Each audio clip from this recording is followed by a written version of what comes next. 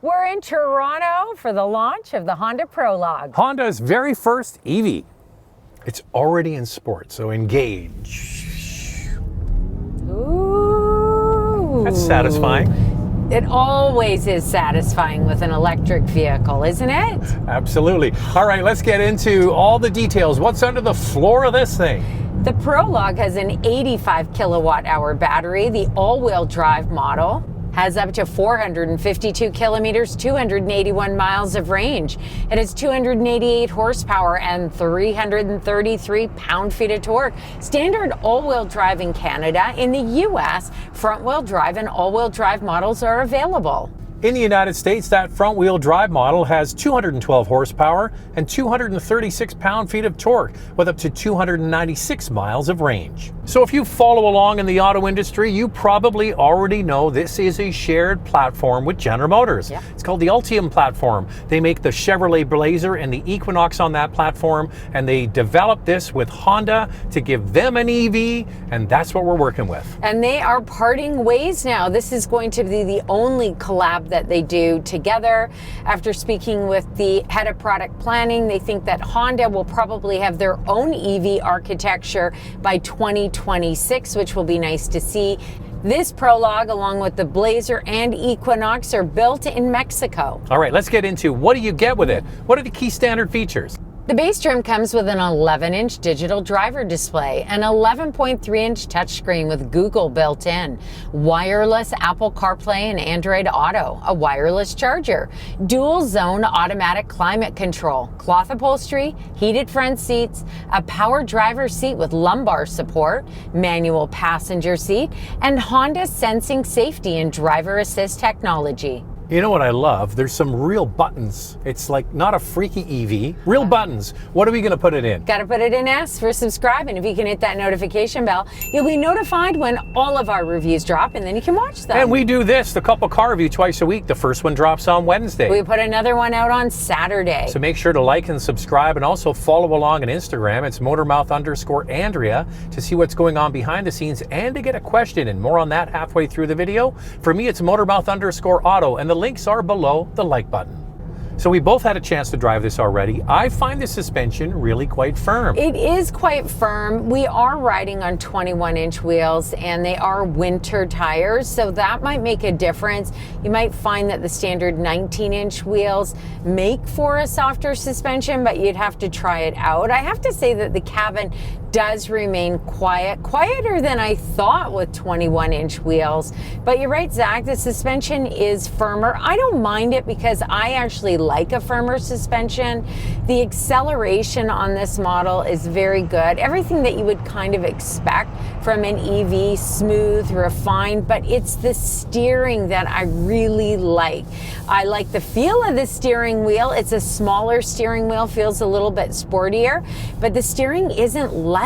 It has a really good feeling to it. So they told us that, yes, the platform is called a skateboard. That's the electric battery packs, and then the electric motors front and rear. That's called a skateboard. And then everything that goes on top of that, this is techie talk, it's called a top hat. And the top hat and the suspension was all done by Honda. And the suspension and the calibration was done in Japan. The top hat design was done in California. So make no mistake here, although that they share the same Ultium platform, this is a Honda. It was designed at the Honda studios in California.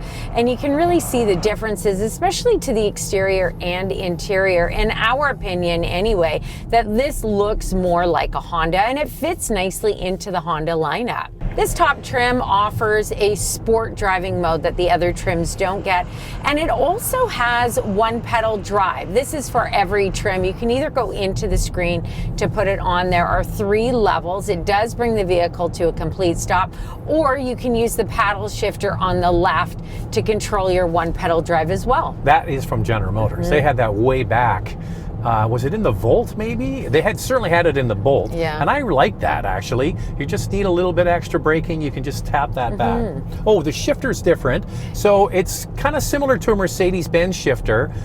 The difference is you have to pull it towards you to engage drive or reverse, and to park you push in the end. But if you've driven a Mercedes or been around one, it's kind of similar to that. You know what, Andrea? Well done, Honda. They gave us an electric vehicle that isn't weird. It looks like the rest of their family. Andrea's already mentioned it fits nicely in the portfolio. It has real door handles.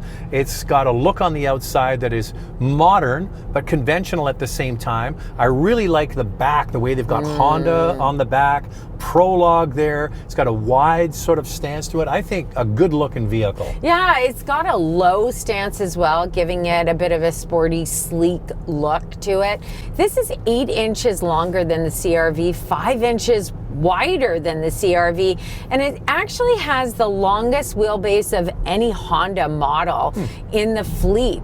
Longer than the Honda Odyssey. What? Yeah. You know, a couple of other things that are interesting. That rear wiper might be the smallest rear wiper I've ever seen. Yeah. And the wheels aren't weird either. No. You know, a lot of times you get an EV and they do these really weird looking wheels. These are 6-spoke, but they look normal. That's the whole thing. It just looks like a normal SUV. I know, it's nice to have just regular door handles, and if you're in an ice storm, you can yank on that. yeah. The Prologue comes standard with LED headlamps, LED tail lamps, 19-inch wheels, available 21-inch, and a tire repair kit.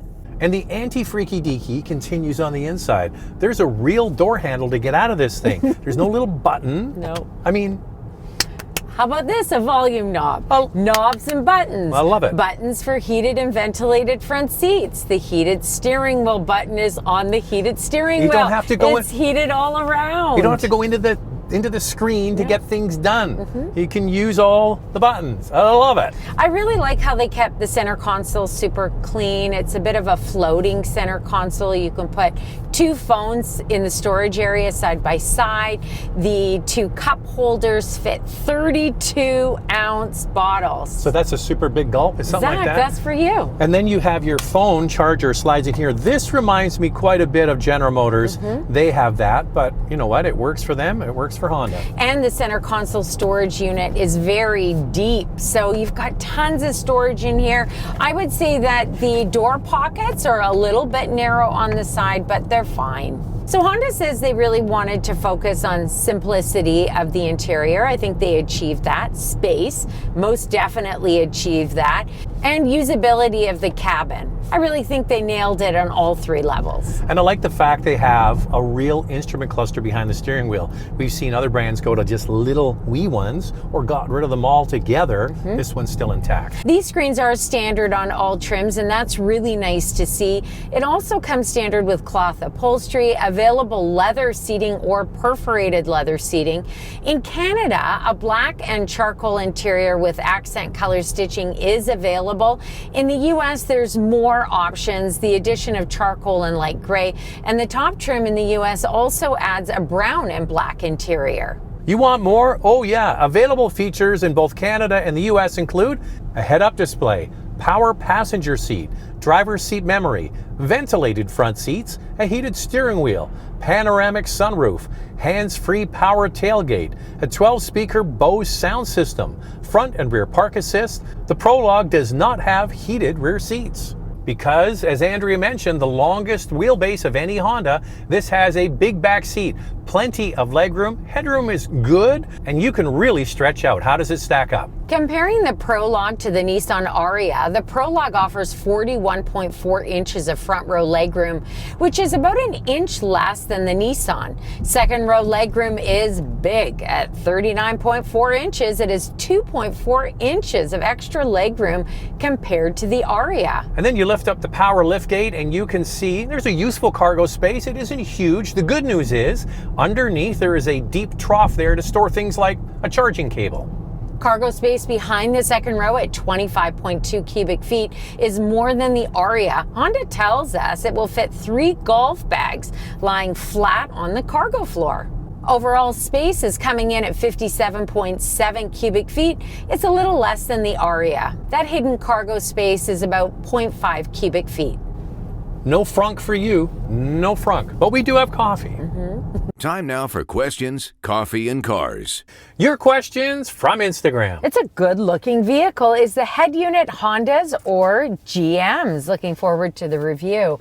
This is a Honda touchscreen. And one of the big deals is, if you follow along the auto industry, General Motors has said they're getting away from Apple and Android. Yeah. Honda has said they will support Apple and Android for the life cycle of this Prologue. It's a Google automotive base. So forget Apple and Android, Apple CarPlay, Android Auto. That's something separate. The actual back end is developed by Google. It's called Google Automotive. A lot of brands are moving to this. So this is Honda's way of doing it. Yeah, and I really like Google Automotive. It's especially when it comes to commands, it's usually quite accurate, easy to use. Plus, I'm an Android user. I was going to say, Android has downloaded automotive into me, so I take all the commands. He does. He does it well too. He's very accurate. Load the dishwasher. Anything else? Yeah, he's very good at it. Is that a lot of glossy black plastic in the interior? I thought Honda was making progress moving away from it. Before you jump on this, Andrew, because I agree there's some shiny hard plastic in here. Andrew thinks there's more than there should be. I think it's better than a lot. There's none in the center console. No. It's all on the dash pad and the door cards. So what I would have loved to have seen is the honeycomb design that we see in the Honda Civic in this. I think it would have really elevated the interior a little more, or even put, you know, a leatherette. Oh, I would Wouldn't like that be nice cloth. if you put leatherette, cloth, suede, maybe with a nice pattern, something different than high gloss black. I also find the center console has more hard plastic than I would like to see. I think they also but you know what, could have Andrea? done a vinyl here at the center console. It's not piano black. It's not piano black, but I would have liked to have seen something, a softer material in here. I understand on the doors, okay, no problem with that. But at the center console, something softer would have been nice. But it's also because you have to calculate in the cost. And this top unit is like 70 grand in Canada. $70,000. That's a lot. I mean, if you look at the Nissan Ariya, it's priced up around 68,000 Canadian for the top trim, but you just don't see this in it. It's more upscale, yeah. More upscale. ID4, on the other hand. Plastic, fantastic. Yeah, more hard plastic. The Prologue looks really good. I also like the Honda spelled out in the back. Fit and finish looks really good as well.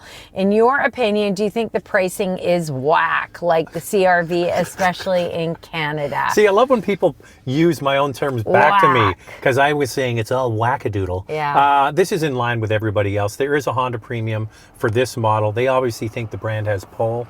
But you know what I like about this over so many other electric vehicles? It's a conventional utility. It looks like a regular SUV. It's got regular door handles and switch gear, and I can just jump into this and drive it and go, okay, it's a Honda. And I think the exterior design is beautiful. Honda really nailed it when it came to the exterior. And I also really like the interior as well. I like the placement of the screens. I know some of you might not like the screen sitting on the dash, but we see that in all Honda models. Now, yes, Zach, yes. For sure. Don't tap it too hard. What was this? Okay, pricing. So I would say that this top trim at 70,000 Canadian, you asked about Canadian numbers, so that's what we'll talk about. It's about 2,000 to 3,000 more than some of the other models. And no heated rear seats. And no heated rear seats. So yes, you are paying a premium for Honda, but not that much. So it's not wackadoodle. It's not wackadoodle. Not at all. And now it's time for our hot topic. What's this one, Andrea? What has Honda said about the issues the Chevy Blazer EV is having to the point sales are halted? How is Honda Prologue's electronics and controls different from the Chevy Blazer? I can tell both share more than just the electric platform. So we spoke to the people here at head office in Canada, and they say they're not really aware of what the issue is at General Motors. This vehicle isn't going to be going on sale for a few months. They expect everything to be sorted, and they don't really even know what the problem is. No. So they say it's not driveline related. That they do know. So it's not related to the Ultium platform, and even GM's Mary Barra has said the same thing. She says it's not related to the Ultium platform or Google built-in software issues. So it's something different. We just don't know what it is. Honda doesn't anticipate any issues with the Prologue when it's released in the spring. They said whatever is in the supply chain of Honda parts is different than the supply chain for General Motors parts. All right, let's get into what you want to know. The charging, any credits, all that. The price is important and our vital stats. Let's start with pricing. We'll do Canada first and then move on to the US. This is MSRP. The base model starts at just under $60,000 Canadian, and the top touring model is just under $70,000. In the US, the first front-wheel drive model is just under $47,500, and that first all-wheel drive model is just under $50,500. The Prologue comes with an 11.5 kilowatt onboard charger with a DC fast charger and rates up to 150 kilowatts. The Prologue can recharge 105 kilometers, 65 miles of range in about 10 minutes, and from 20 to 80% in 35 minutes, with a level 2 charger just over 8 hours. In Canada, the Prologue qualifies for the federal EV rebate of $5,000 and any rebates in participating provinces. The Prologue is expected to qualify for the $7,500 US federal tax credit and $7,500 lease incentives at dealerships. The towing capacity is 1,500 pounds. The warranty is 3 years, 60,000 kilometers or 36,000 miles. In the United States, if you purchase or lease a new Prologue, you can select one of 3 charging packages. Honda offers a combination of public charging credits, charging equipment, and installation credit to fit each buyer's different needs. These charging credits are not available in Canada. The battery warranty is 8 years, 160,000 kilometers, or 100,000 miles. The Prologue is scheduled to go on sale spring of 2024. So you want a non-luxury EV? Here's 4 to consider. For your consideration, 4 vehicles for you to consider. Up first is the Toyota BZ4X with up to 214 horsepower and up to 406 kilometers, 252 miles of range. It has a starting price just over $48,000. The Volkswagen ID4 has up to 295 horsepower, 400 kilometers or 260 miles of range, at a starting price just over $51,000. The Kia EV6 with up to 320 horsepower and up to 499 kilometers, 310 miles of range. It has a starting price just over $59,000. The Nissan Ariya with up to 389 horsepower, 490 kilometers or 304 miles of range, at a starting price of $58,500. So there are 4 non-luxury EVs for you to consider. Lightning round, 2 things we like, 2 things we'd like to see improved. Well, I love the exterior design of this Prologue. I love it's not freaky deaky. What I'd like is heated rear seats added to the Prologue, especially for almost 70,000 Canadian. You need to drive this before you buy it because the suspension, she's a little tight. All right, that's it for the Prologue. Thanks for watching. See you next time, and we'd love you to subscribe.